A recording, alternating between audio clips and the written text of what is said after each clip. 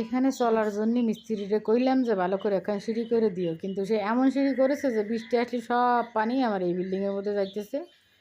যাই হোক, তারপরে এ ধর ইটের কি মানে সামনে যদি না থাকিস তাহলে তো আর রক্ষে নেই।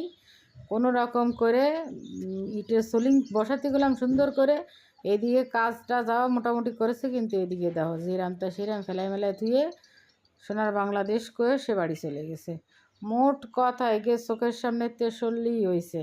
তারপর দেখবা কাজ হচ্ছে আল্লাহ আল্লাহ, ওরা যেরাম পারবে সেরাম, যেরাম মন চাবে সেরাম করে দিয়ে বাড়ি চলে যাবে।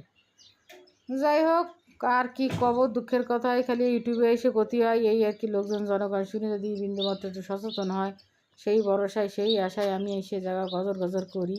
কিন্তু আমার যে কত কষ্ট হয়, যেই তো চোখের মাথায় সরে গেলাম আজকে একটু কাজে, যে তোরা কাজ কর আমি একটু কাজ সেরে আসি, আইসে দেখি এইরকম অবস্থা করতে হয়েছে। যাই হোক, পরবর্তীতে আবার একটু ঠিক করে দিবানি। এখন আপাতত আপনারা দেখেন এই আছে আমার বাড়ি গাড়ির অবস্থা। বৃষ্টি কাদায় বাকি কাজ করতে পারতেছি না, ছাদ ডালা দিতে পারতেছি না, কারণ যে বৃষ্টি তাতে আল্লাহর মাল সব ধুয়ে নিয়ে চলে যাবে। তখন তো হাই হাই করা ছাড়া আমার কোনো উপায় থাকবে না। নেই, এই জন্য আর ছাদ ডালা দিচ্ছি না। আশা করতেছি বৃষ্টিটা একটু কমলে সামনের মাসে হয়তো ছাদ দিয়ে দিতে পারি।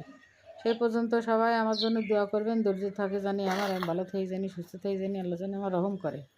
আল্লাহ হাফেজ।